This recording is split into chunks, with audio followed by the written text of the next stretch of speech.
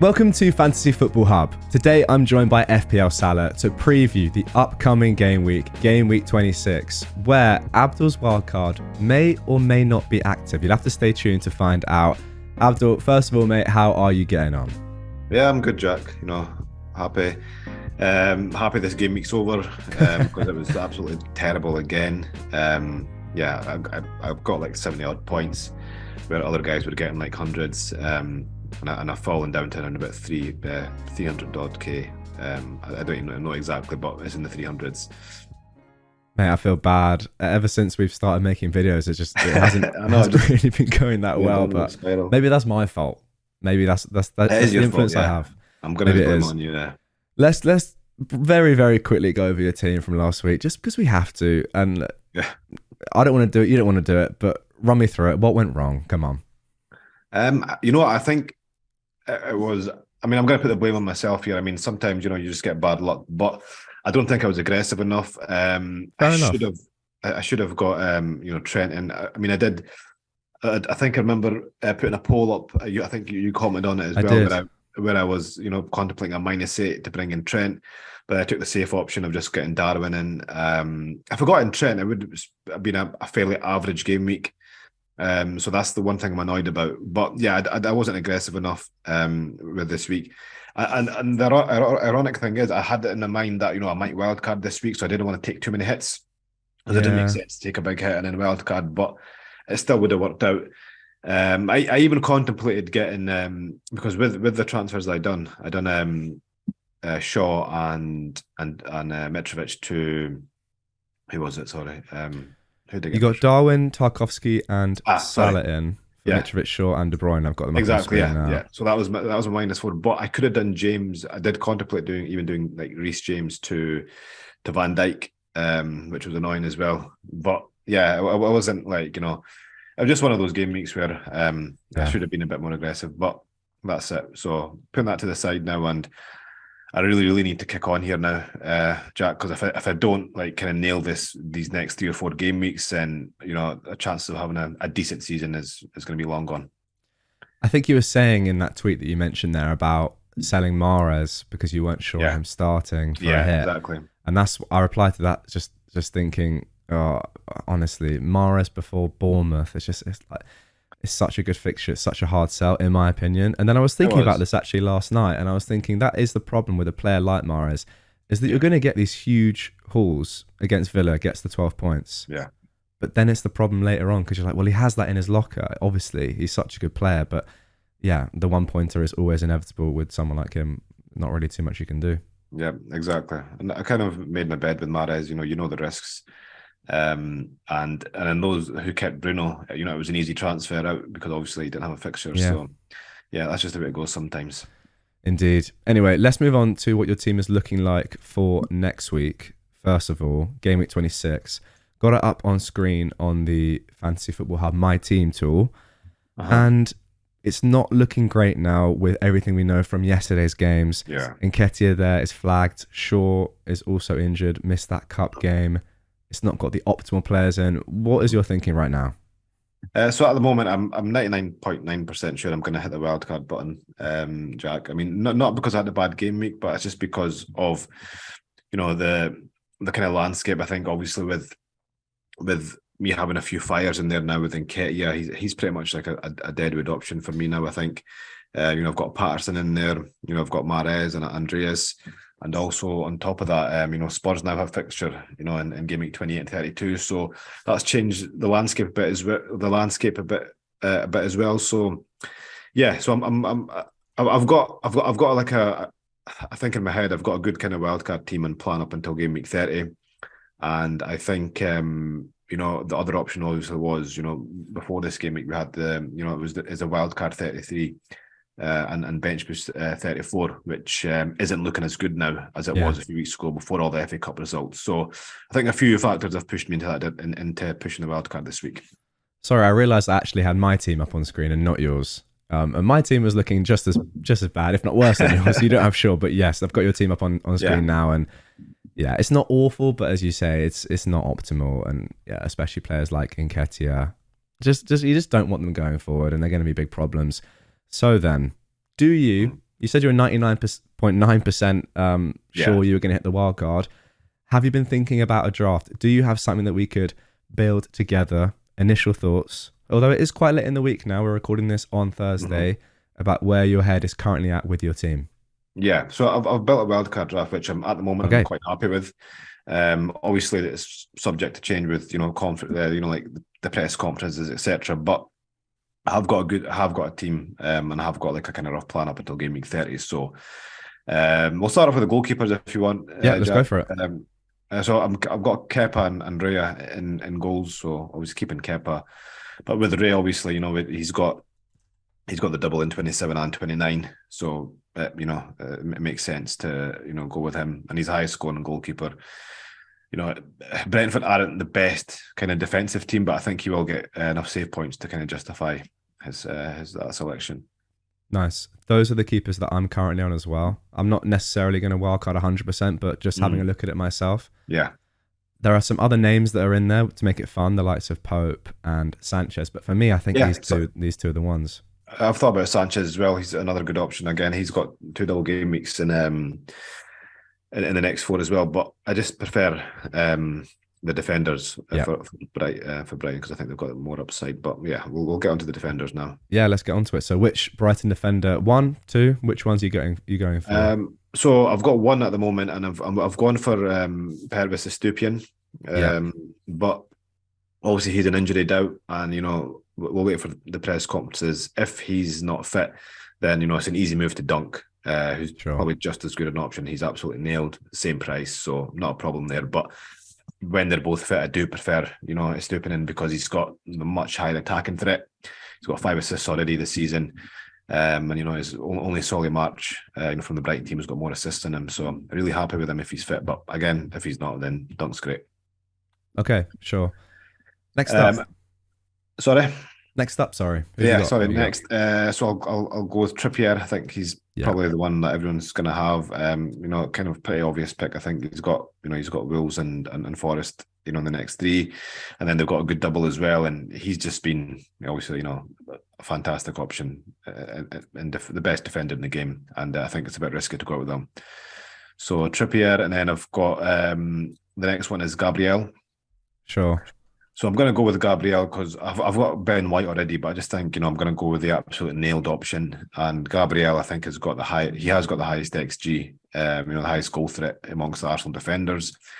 I'm tempted a bit by Zinchenko because he's been good lately. He's not got as high as goal threat as Gabriel, even though he scored recently, but he does have a much higher assist threat. Yeah, and I do think that he is absolutely nailed as well. Obviously, he's got Kieran Tierney in his position, so there is a chance there. But I still think, just to kind of play it safe, because it's the second wild card, I want to be extra safe. I don't have any kind of, problems, so I'll go with the extra safe Gabriel. I think that one is slightly close now. Yeah, before Zinchenko started to get slightly more involved in the final third, it seems. I was thinking Gabriel for sure as well, just completely nailed. And as you say, he has scored 2 goals this season. But yeah, that pass last night, Zinchenko to Saka, it looked pretty easy. He's popping up in right channels, half spaces. I don't really know what he's doing there, but he's pretty much playing as a defensive midfielder, basically. He's playing very central. It's just a system that Arteta's playing, so he is going to get, he's going to be high up on the assist threat. He's going to get probably assists, but if you look at Gabriel's goal threat, it's by far, the best in the team. One of the best, most has a highest goal threat, from all defenders almost. Sure. And goals are worth double points and assists. So I think, on that basis, I'm going to go Gabriel. I think, but I think Zinchenko's probably just as good an option. Yeah, that's a very fair point, and they are pretty similar in price, so it's not the biggest decision. Okay, so 2 more defenders to come. Yeah, so Reece James. Interesting one. Okay. Yeah, so this guy's caused me a lot of pain in the past few weeks, Jack. I've kept him through his injury, and keeping him is preventing me getting Shaw in. In that first week, he got his 15-pointer, and obviously a few weeks ago I played James ahead of Shaw when he got his 12-pointer. So yeah, it's not been good memories, but I'm going to put the emotions to the side, and I just think he's got a great fixture this week, and then Chelsea have got a good double. I think James is one of the players who he is a big kind of a big risk because he's quite injury prone, but I think the upside with him is huge. So so at the moment he's not nailed in my team, but at the moment I'm pretty certain on James. So I've got him at the moment. So as it stands, you've got two Chelsea defenders. Well, a keeper and you've doubled up on the Chelsea defence. What do you think about Thiago Silva being out and having two Chelsea defenders? Yeah, I think Chelsea have got, they've got an array of options. They've got Badiashile there. They've got, Koulibaly. I think they've got about 4 or 5, centre backs. Not as good as Thiago Silva, but no, I don't know. I think they've not been too bad defensively. I mean, when they have conceded, they've not been getting 2 or 3 goals. It's usually a 1 goal they concede. But also, Potter might not be there in the next few weeks, so it could make them a good defensive team again or whatever. But I just think they're over the next 3 or 4 game weeks, looking at their fixtures. I do think there's kind of scope there for clean sheets, and Kepa's also good for saves as well and bonus points when he does keep a clean sheet. Yeah, I think that's a massive thing that people have really realised this season is. We've said it for a long time, but the premium goalkeepers, as it stands in the current game, are just not the ones because of save points and bonus points and those big 11 pointers that we've seen from Kepa quite consistently. You just cannot get from the likes of Edison or even Alisson, to be fair. Okay, fifth defender then. Yeah, so I've gone for Pinnock. And the reason I've gone Pinnock over the absolutely nailed Ben Mee is because obviously there's a 0.6 price difference, and that kind of price difference kind of affects my plans in the near future. So I do think looking at their stats, Pinnock has actually got a higher XG than Ben Mee, since he started, because Pinnock he's started the last 15 or 16 games, got 90 minutes in every game. So I do think he is nailed, but obviously not as nailed as Ben Mee, but I do think he'll be fine for the upcoming doubles and the next 5-6 game weeks at least. So I've gone for Pinnock at the moment. See, one thing that I've been thinking about myself with the likes of Pinnock, you do save 0.6 on Ben Mee, and as you say, he does have a higher XG than Mee, but he also hasn't scored this season, whereas Mee has scored 2. Yeah, I think so.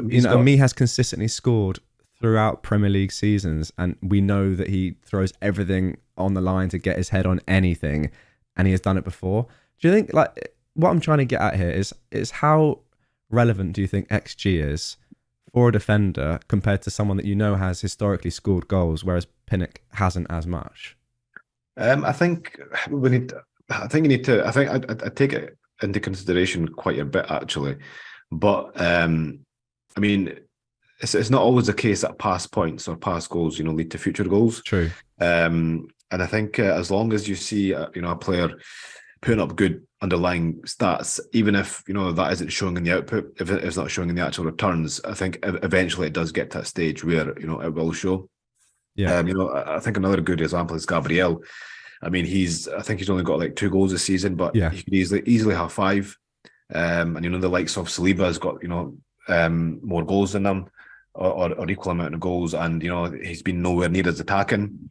So I think with defender goals as well, it is quite random. Yeah. And if they were the same price, you'd go Ben Mee, just because of the nailedness and the possible goal threat. But I think when the stats are showing something different, and in this case Pinnock is cheaper as well, and the actual chances of getting a goal are quite minimal as well, let's be honest, of a defender goal.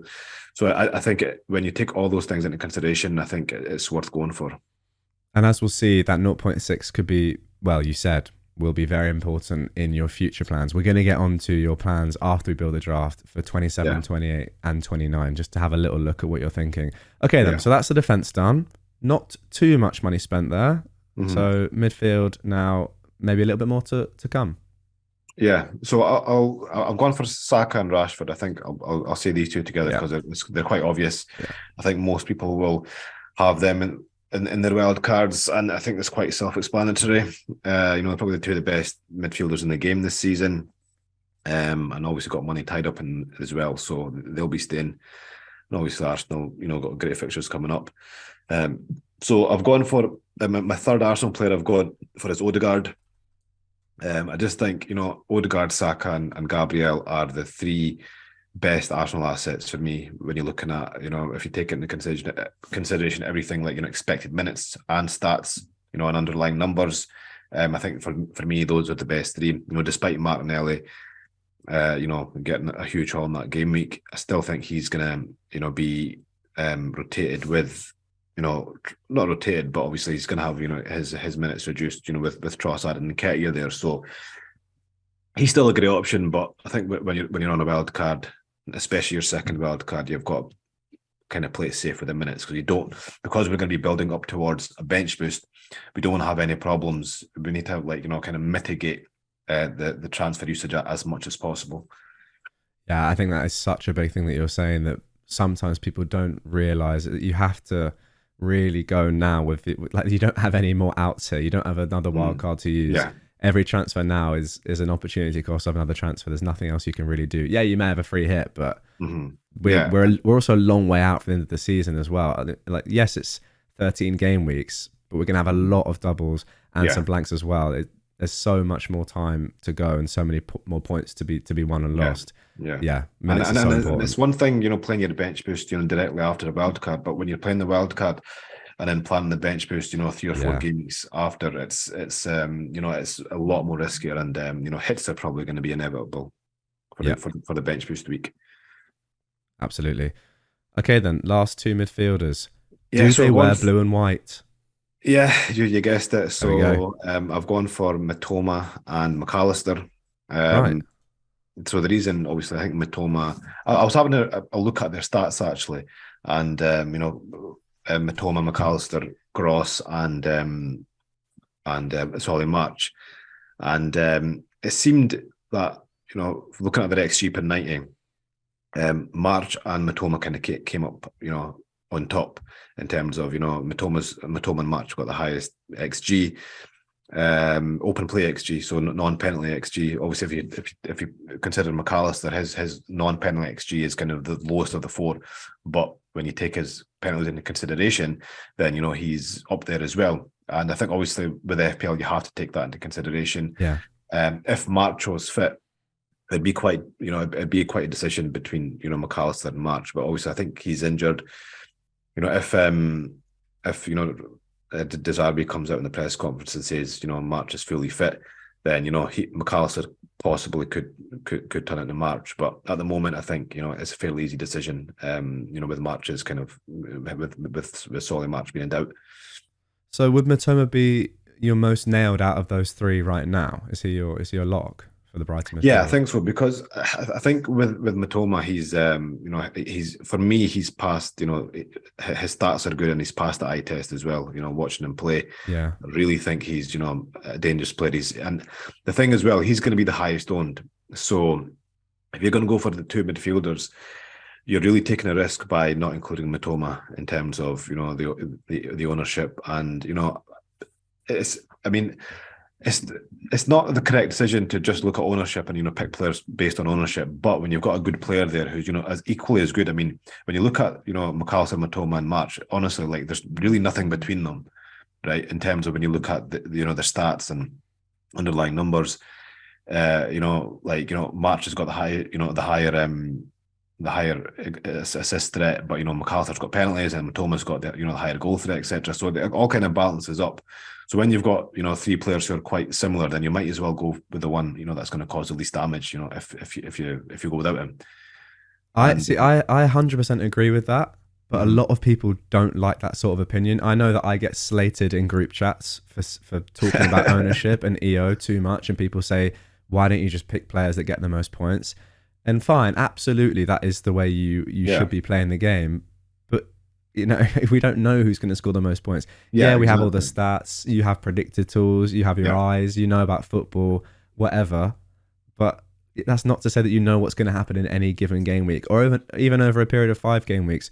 So yeah, I'm on that same page. If you're not entirely sure on the decision, I would often use ownership as quite a big factor in that. So for me, that is great reasoning. Yeah. Okay. And I think, and with that, obviously, I think you can use it to your advantage as well. If you're ranked somewhere like 600-700k and you want to take obviously you need the upside. Then you don't include Matoma. You go with McAllister and March. The lowest owned ones.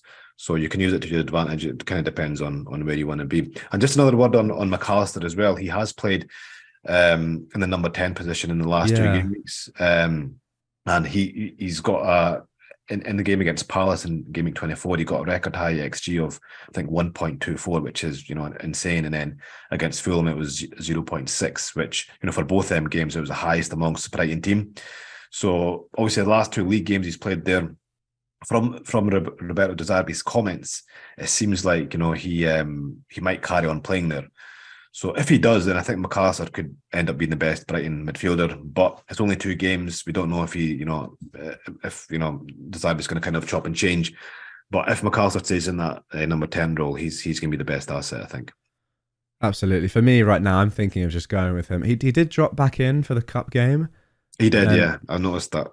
But then, according to Brighton fans, that wasn't their best team, and exactly. Midfielders will come back in their sitting roles and allow him to go forward. And as you say, with De Zerbi's comments talking about him being the best in that 10 role, he may well continue there. Yeah.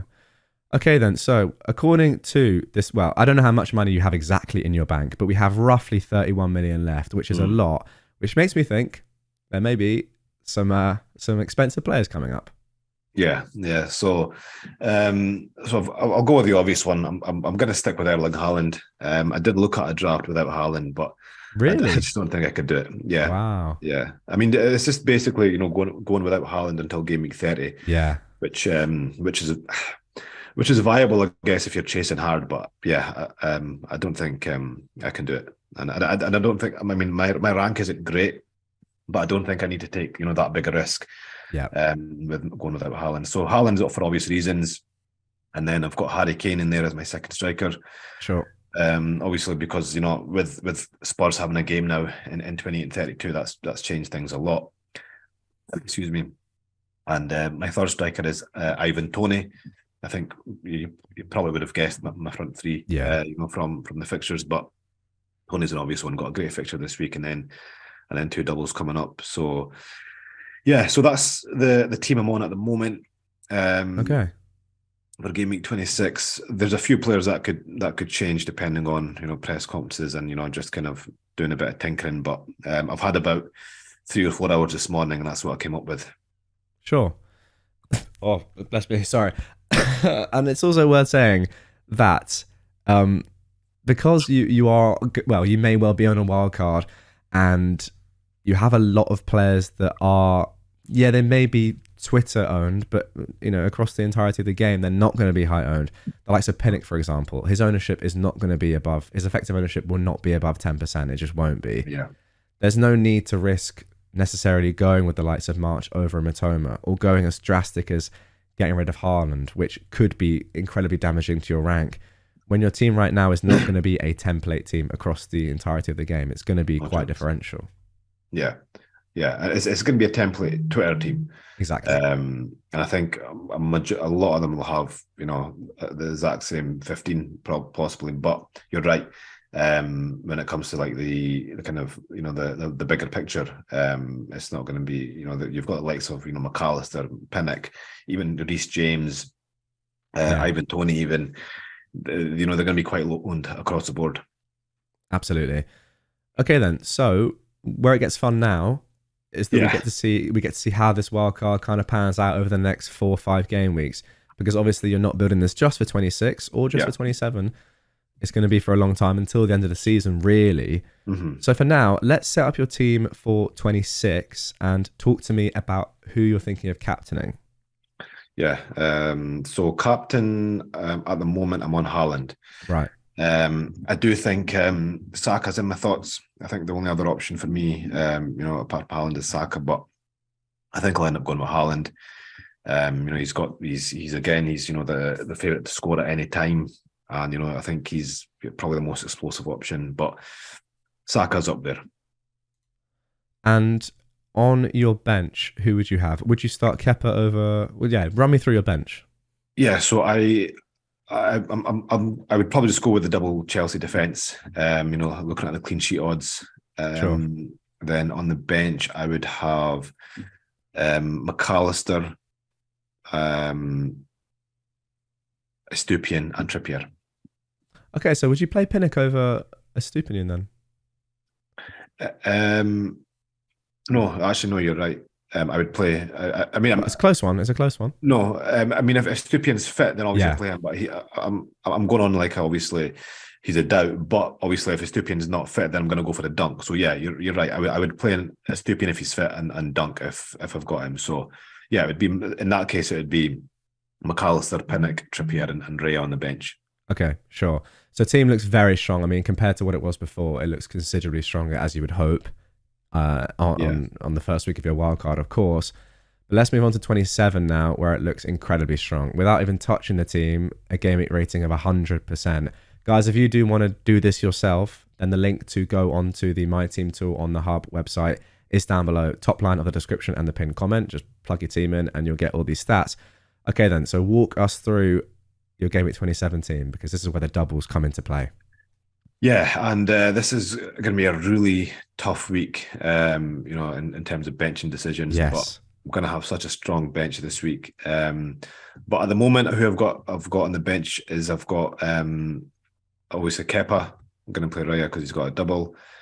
And I've got Odegaard, Gabriel, and Reece James.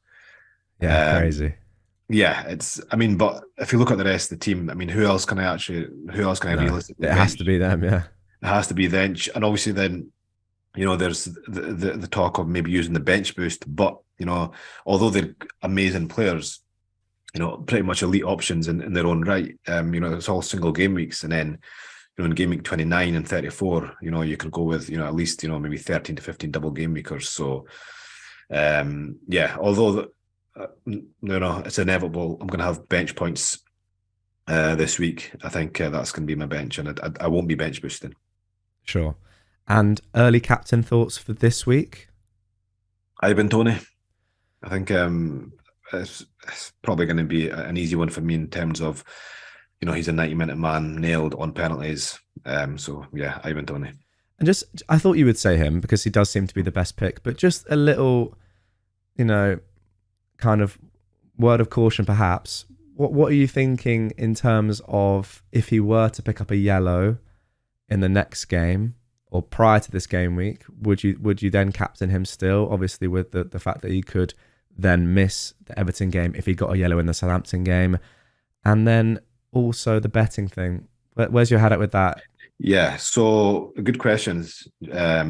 Firstly, regarding the yellow card, if he was at risk of missing one game in the double, then for sure I wouldn't take that risk. Already took that risk with Mitrovic this season. Yeah, me too, man. Got burnt. So, and then the thing is, we've got good options there in McAllister and Matoma, who are, great alternatives. So why take the risk? So yeah, if that situation was to arise, then I would change the captain.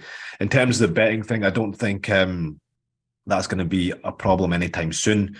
Maybe possibly once we get to 29-30, because from what I've read, the hearings aren't going to be until April, and so I don't think a ban is going to be imminent. I think it's just going to be maybe possibly at least a month away. So I think just cross that bridge when you come to it.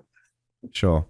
Well, it looks very good anyway. Now 28 is where it gets interesting, because we got to see if you're going to use your free hit or not. Now the team looks pretty decent, and so far we've also made no transfers. So what are you thinking for 28? Yeah. So I'm going to have 2 free transfers here, right? So what I'm going to do, I've got 9 players before making any transfers. What I'm going to do, sorry, which is just huge compared to what we would have been on before wildcard, right? Would have been 5 exactly. or 6 and the thing is, they're 9 good players. Yeah, not like the likes of Patterson and Bueno and Tarkowski, etc. Who've got poor fixtures. So they're actually 9 good players. And so what I'm going to do here is I'm going to do Haaland to Watkins. Nice. So obviously, Haaland's got a blank, and then he's got Liverpool in game week 29. So obviously the Haaland transfer is going to be temporary. So I'll do Haaland to Watkins and going with 10 players. Okay.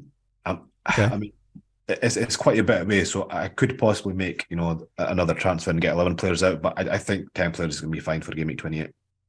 I think one player that's interesting here that we don't really know too much about right now is Maddison.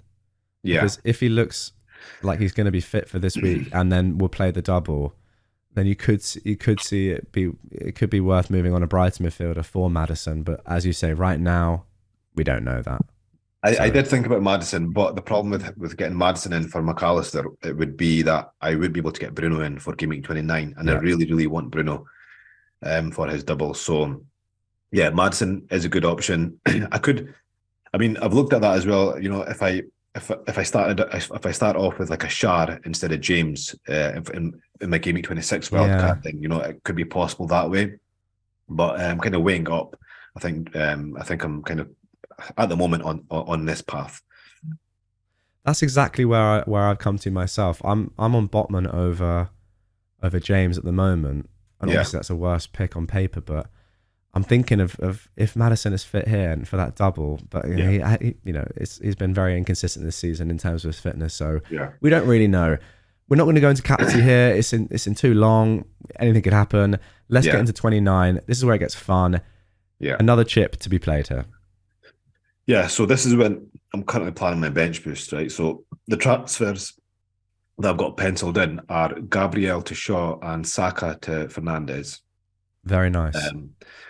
And that gives me, pretty much, at the moment, it gives me 14 double game weekers with just Kane with a single fixture. But that could very well end up as 15 double game weekers if I choose to get rid of Kane.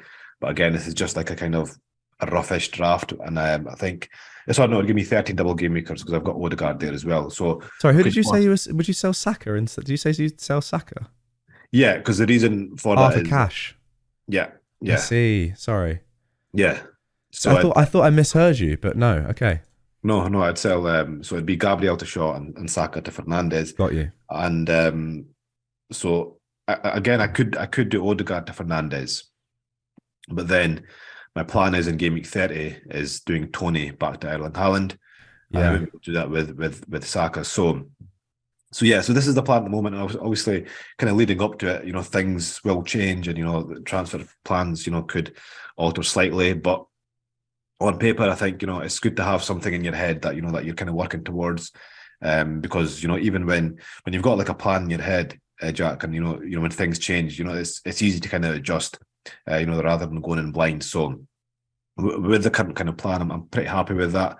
Obviously, getting rid of Saka isn't ideal, but again, it's a temporary thing. I'll look to get him back in game week 32, 33.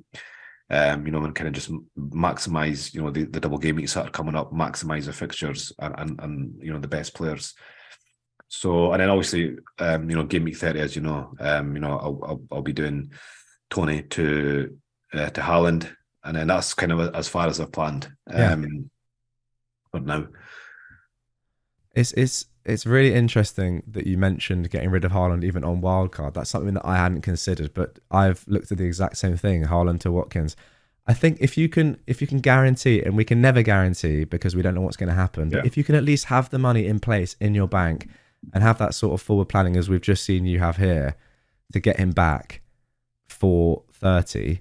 Then I think that's okay because you're comparing one fixture against Liverpool to three fixtures against three good teams, well, three bad on paper teams. Exactly. For me, that's definitely worth a transfer out, but only if you can get him back in because you're going to need him for that Southampton game and the Leicester game 100%. Yeah, exactly, and that's exactly where you should look at it. Three fixtures against one, and that one fixture is against Liverpool. Liverpool haven't been great this season, but that's not going to be. They're not going to, pummel them 3 or 4-0. I very much doubt that. So it's worth the risk. When you're looking at the fixtures and the amount of fixtures you're getting. So, and yeah, exactly. Have a plan to get him back in because he is still the best FPL asset. In the game. And even with the likes of an Arsenal midfielder, selling them in 29, as you say. Yeah, you missed the Leeds game, but you're getting to play that doubles. Then it's Liverpool away, West Ham away, and then in 32, which is ages down the road, that's when you can look to get them back in for Southampton at home. Yeah, so the Southampton game is when, that's when obviously kind of thinking forward is the plan to get the Arsenal assets back in. because I think when we, by the time we get to game week 30, I think most of us are going to have maximum one Arsenal asset, possibly even zero. And then obviously in those two fixtures, West Ham away and Liverpool away, they're tough fixtures. So, they can be gone without. But then, 33 against Southampton at home is when we should look at bringing them back in. Okay, absolutely. So just looking through your game week ratings here as we go, they're pretty incredible. So in 26, it's 95%. Mm-hmm. Then we go 100%, 91%, 100%, 100%. If that isn't some sort of indication that the wildcard right now might be the best play, you said you were 99.9%. Just to finish off this video, we've seen your team now, what you're looking at. How likely are you? I know you said 99.9%, but I mean, it's 100%, Jack. But right, okay. I mean, it's just in case, what I mean? It's just, of course. It's like the T's and C's, isn't it? Just in case something happens. Yeah. In case I break a leg or something and I can't play the wild card. So absolutely. Can't have the viewers trying to sue us and stuff. We've seen that happen in the past. This happened before. So, it could happen again. Yeah. But no, I mean, it does look like the best option. Earlier in this week, I wasn't entirely convinced myself.